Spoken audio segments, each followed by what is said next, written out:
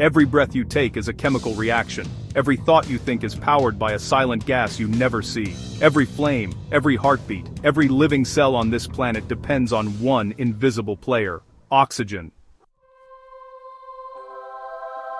We treat it like it's just air, like it's background noise in the universe, but oxygen is not just another gas. It is the reason complex life exists at all. It is the reason your brain can think. It is the reason your muscles can move. It is the reason fire exists. And it is the reason Earth did not remain a planet of microbes.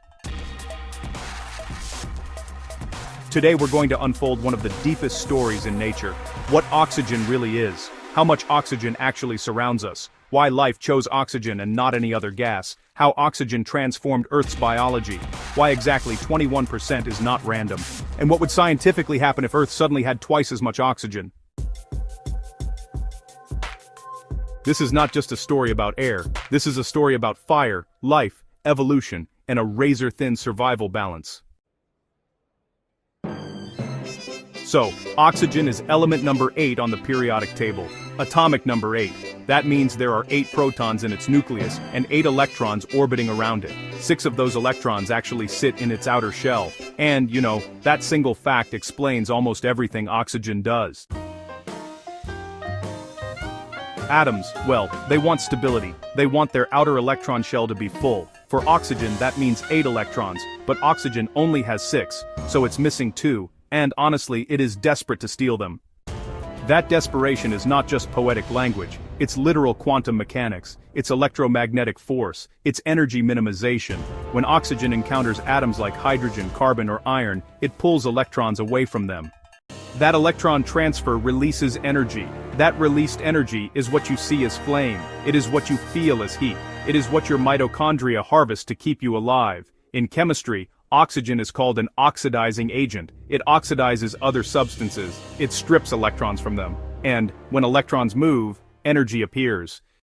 In the atmosphere, oxygen does not exist as single atoms. Single oxygen atoms are far too reactive. They immediately attack whatever is nearby. So oxygen pairs up. 2 oxygen atoms bond together to form O2. This bond makes oxygen stable enough to exist as a gas, but not so stable that it becomes chemically useless. That balance is everything. Fire and life are not opposites. They are the same chemical process. Fire is uncontrolled oxidation. Life is controlled oxidation. Your body is not a machine. It is a carefully regulated fire that never quite escapes its container. Every second, inside your cells, trillions of tiny oxidation reactions are happening. Glucose is being stripped of electrons, oxygen is accepting those electrons, energy is being released, and that energy is being turned into motion, thought, and heat. When you exhale, you are breathing out carbon dioxide. That carbon dioxide is the ash from your internal fire.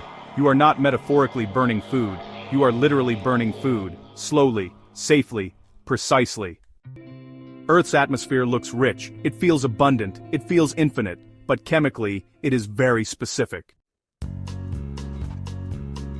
78% nitrogen, 20.95% oxygen, 0.93% argon, and, about 0.04% carbon dioxide. So, oxygen makes up only about 21% of the air by volume.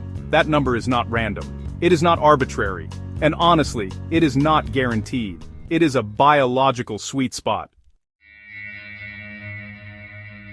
At sea level, atmospheric pressure is about 101.3 kilopascals. That pressure comes from the weight of the air above you, and, because oxygen makes up about 21% of the atmosphere, its partial pressure is about 21.2 kilopascals.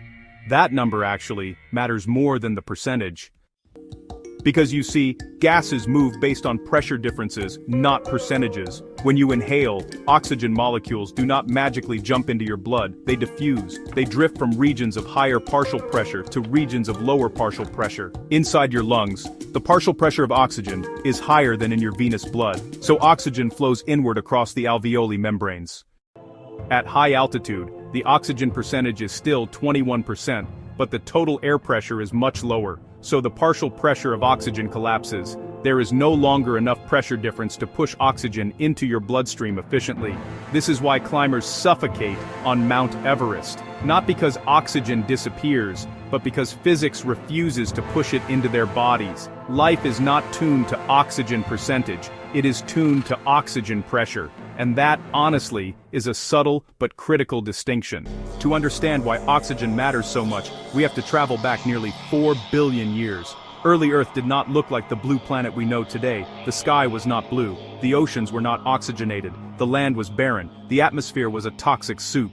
It was filled with methane, ammonia, carbon dioxide, nitrogen, and water vapor. There was almost no free oxygen. And yet, life already existed. The earliest organisms were anaerobic. They lived without oxygen. They used primitive chemical reactions to extract tiny amounts of energy from their environment. They were slow. They were simple. They were trapped at the microbial level. For hundreds of millions of years, Earth was a planet of bacteria. Nothing larger could evolve, because without oxygen, energy is scarce. Then, around 3 billion years ago, something extraordinary happened. A group of bacteria called cyanobacteria evolved a revolutionary trick. They learned how to use sunlight to split water molecules. They captured carbon dioxide, they built sugar, and they released oxygen as waste. Photosynthesis was born. At first, this changed almost nothing, because every oxygen molecule that was produced was immediately destroyed. It rusted dissolved iron in the oceans. It oxidized volcanic gases. It reacted with exposed rocks. Oxygen could not accumulate. For millions of years, Earth had an oxygen leak. Production and destruction were balanced. Every molecule made was instantly consumed. The ocean slowly turned red with rust, layer by layer. Iron formations settled on the seafloor. These are still visible today as banded iron formations. They are fossilized proof of oxygen's first appearance. Then Earth's oxygen sinks began to fill up. The oceans ran out of dissolved iron to rust. Volcanic gases could no longer absorb all the oxygen. The easy chemical targets were gone. Only then did oxygen begin to appear in the atmosphere. Around 2.4 billion years ago, the Great Oxygenation Event began. Oxygen levels rose from nearly zero to a few percent. That sounds small. It was not. For anaerobic life, oxygen was a deadly poison. It tore apart proteins. It damaged DNA. It created destructive free radicals. Entire ecosystems collapsed. This was Earth's first global mass extinction. Most of the planet's original life died. The sky changed color, the oceans changed chemistry, the planet changed forever. But in the ruins of that catastrophe, a new biological path opened. Some organisms evolved defense mechanisms. They learned how to neutralize oxygen's toxicity. They invented antioxidant enzymes, catalase, superoxide dismutase, peroxidases, and then something even more radical happened. They learned how to use oxygen. Inside every complex cell in your body are tiny structures called mitochondria. They are the power plants of life, and they are direct descendants of ancient bacteria that learned how to use oxygen. Long ago, one cell swallowed another cell, but instead of digesting it, it formed a partnership. That swallowed bacterium became the mitochondrion. This is called endosymbiosis. It is one of the most important events in the history of life. Aerobic respiration is the process that happens inside mitochondria. Glucose is broken apart step by step. Electrons are stripped away. Those electrons are passed down a molecular conveyor belt called the electron transport chain. Each step releases a small amount of energy. At the very end of that chain sits oxygen. Oxygen accepts the electrons. It combines with hydrogen. It forms water. And well, that final step releases a massive burst of usable energy. Without oxygen at the end of the chain, everything backs up. The entire system collapses. This is why you die within minutes if oxygen stops, not because your body runs out of fuel, but because it cannot harvest energy from that fuel. Here is why this matters. Anaerobic respiration produces only 2 molecules of ATP per glucose. Aerobic respiration produces roughly 30 to 36 ATP per glucose. That is, an 18-fold increase in energy. That difference is not small. It is evolutionary rocket fuel. It is the reason cells could become larger. It is the reason cells could specialize. It is the reason multicellular life exists. It is the reason muscles can contract. It is the reason animals can run. It is the reason brains can think. Without oxygen, intelligence never evolves. Not slowly, not eventually. Never. Because big brains are energy monsters. Your brain uses about 20% of your body's total energy, even when you are doing nothing, even when you are sleeping. That energy budget is only possible because oxygen exists. Without oxygen, Earth would still be a planet of microbes, no forests, no animals, no technology, no civilization. Oxygen did not just support life, it made complexity possible, it made intelligence possible, it made you possible. Alright, so, let's dive into a big question. Why does life use oxygen and not other gases? At this point, a deeper question emerges. If oxygen is so dangerous, if it is so reactive, if it literally tears electrons out of other molecules, then why did life choose oxygen at all? Why not nitrogen? Why not carbon dioxide? Why not hydrogen? After all, those gases are everywhere in the atmosphere too. The answer is not philosophical, it is chemical. It is about electron hunger, bond strength, and energy economics. Let's start with nitrogen. Nitrogen makes up 78% of the atmosphere. It is everywhere. And yet, your body cannot use it for energy. Why? Because nitrogen is just too stable. Nitrogen exists as N2. Two nitrogen atoms are bonded together by one of the strongest chemical bonds in nature. That bond is so strong that even fire cannot easily break it. That stability is why nitrogen is, well, chemically boring. And chemically boring means biologically useless as an energy source. Now carbon dioxide. Carbon dioxide is what you exhale. It is already fully oxidized. The carbon inside CO2 has already given up all the electrons it can. There is no energy left to extract. Trying to use carbon dioxide as fuel is, well, like trying to burn ash. There is just nothing left to burn. Now hydrogen. Hydrogen is, honestly, the opposite problem. Hydrogen is way too reactive. It releases enormous energy when it reacts with oxygen. That's actually why rocket engines use liquid hydrogen and liquid oxygen.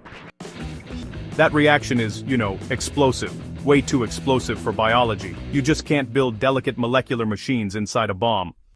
Life needs a gas that is reactive, but not, violently reactive. It needs a gas that releases energy, but slowly enough to be controlled, and that gas is oxygen. Oxygen sits in a perfect chemical sweet spot. It has high electron affinity. It really wants electrons, but not so violently that it destroys everything instantly. Its bond strength is moderate, not too strong, not too weak. It releases large amounts of energy when it accepts electrons, but at a rate that enzymes can control. This is why oxygen sits at the top of the electron transport chain in mitochondria. Electrons, flow downhill energetically toward oxygen. It's kind of like water flowing downhill toward the ocean. Oxygen is, well, the lowest energy state, the final sink. So, the ultimate electron destination. When oxygen accepts electrons and hydrogen, it actually forms water. That reaction is, honestly, incredibly stable. And that stability, well, it releases usable energy. This is exactly why oxygen is just irreplaceable. No other atmospheric gas combines high energy yield, controllable reaction speed, chemical compatibility with water, and stability of waste products. Seriously, that's a pretty rare combination. Oxygen is not just useful, it is uniquely useful. It is the Goldilocks gas, not too weak, not too strong, just reactive enough. Now let's go deeper into something subtle. Why exactly 21%? Why not 10? Why not 50? Why not 90? The answer lives in physics and physiology. At sea level, total atmospheric pressure is about 101 kilopascals. Oxygen makes up 21% of that, so its partial pressure is about 21 kilopascals. Inside your lungs, oxygen pressure is slightly lower. Inside your venous blood, it is lower still, so oxygen diffuses inward. It moves down a pressure gradient. That gradient is what keeps you alive. Now imagine oxygen were only 10%. The partial pressure would drop to about 10 kilopascals. Suddenly the pressure gradient collapses. Oxygen struggles to enter the blood, your tissues starve, you become hypoxic, even at sea level. Now imagine oxygen were 40%, the partial pressure rises to 40 kilopascals, oxygen floods your blood, hemoglobin saturates completely. And then something dangerous happens. Oxygen dissolves directly into plasma, not just bound to hemoglobin. That free oxygen forms reactive oxygen species, free radicals. These molecules attack membranes, they attack DNA. They attack proteins. This is called oxidative stress. Your cells are literally being chemically burned from the inside. At 21% oxygen, your antioxidant defenses can keep up. At higher levels, they cannot. This is why divers breathing pure oxygen get seizures. This is why premature babies placed in high oxygen incubators go blind. This is why oxygen is both medicine and poison. Now, let's talk about altitude. At high altitude, the oxygen percentage is still 21%. But, the total pressure drops, so the partial pressure drops too. That is why people suffocate. Not because oxygen disappears, but because diffusion physics breaks. Your alveoli are tiny air sacs. They have extremely thin walls. Oxygen crosses those walls purely by diffusion. No pump, no force, just physics. That only works if pressure gradients exist. This is why life is tuned to partial pressure, not percentage. And this is why 21% is a razor-thin biological compromise, high enough to fuel big brains, low enough to avoid combustion and toxicity. Now comes the terrifying thought experiment. What if Earth's oxygen suddenly doubled, from 21% to 42%? At first that sounds harmless. After all, more oxygen means more life, right? Wrong. Completely wrong. The moment oxygen rises, combustion physics changes. Fire is not a substance. Fire is a chemical reaction. And that reaction depends on three things: fuel, heat, oxygen. This is called the fire triangle. Remove any one of them, and fire dies. Increase any one of them, and fire explodes. At 42% oxygen, the ignition temperature of materials collapses. Wet wood would burn, green leaves would burn, human clothing would burn, your hair would burn, even steel would burn. Yes, steel. In high oxygen environments, iron oxidizes violently. It becomes a fire fuel. In hospitals, pure oxygen is treated like an explosive, because a spark can turn a room into an inferno. Now imagine that environment everywhere. Lightning strikes would ignite continents. Forest fires would never go out. Cities would become firestorms. Electrical grids would arc. Engines would explode. Every spark would become a bomb. The planet would turn into a permanent wildfire. But fire is only the beginning. Now let's talk about your body. At 42% oxygen, your lungs would fill with oxygen at double partial pressure. Hemoglobin would saturate instantly. Then oxygen would dissolve directly into your blood plasma.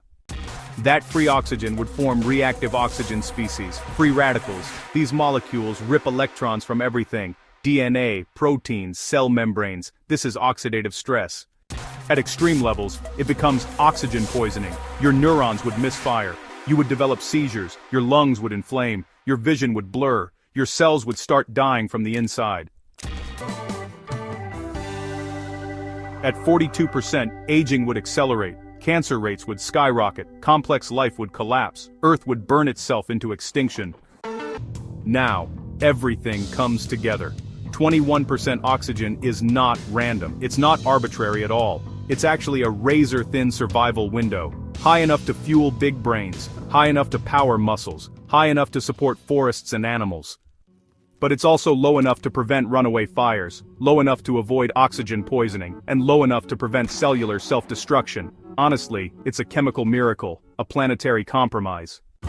Life is not adapted to oxygen. Life is balanced on oxygen. One small shift, and everything collapses. Too little oxygen, and Earth becomes a microbial planet. Too much oxygen, and Earth becomes a burning planet. 21% is the knife edge, the Goldilocks zone for intelligence. Oxygen is a controlled explosion happening inside every cell of your body. Every breath you take is a tiny fire, carefully regulated, perfectly balanced. Was there ever a time oxygen was extremely high? So, let's answer the final question. Was there ever a time when Earth's oxygen was extremely high? Yes. Twice. The first time was during the Carboniferous period, around 300 million years ago. Oxygen reached 35%, wildfires were constant, insects became giants, coal formed everywhere, the planet was dangerous. The second time was earlier, during the late Proterozoic era. Oxygen spiked after the Great Oxygenation Event, but life could not handle it. Extinctions followed. Each time oxygen rose too high, life suffered, and each time oxygen fell too low, life stagnated. This pattern, it just repeats. Earth's biosphere keeps oxygen trapped inside a really narrow corridor, because honestly, anything outside that corridor is deadly. Oxygen is not just a background gas, it is in fact, a planetary weapon, and a planetary miracle. Every breath you take is a chemical miracle. You are inhaling a gas that, at one time, wiped out most life on Earth. A gas that can burn steel. A gas that can poison your brain, and yet it is the reason you exist. We do not live on a safe planet. We live on a precisely balanced one. A planet tuned to a single number, 21%. Change that number, and the story of life ends. This is not just science. This is a warning from physics, and a message from evolution. The universe did not design Earth for us. We were sculpted by a fragile, violent atmosphere, balanced on the edge of fire. If you found this information as fascinating and eye-opening as I do, then don't hesitate to smash that subscribe button for even more captivating science content.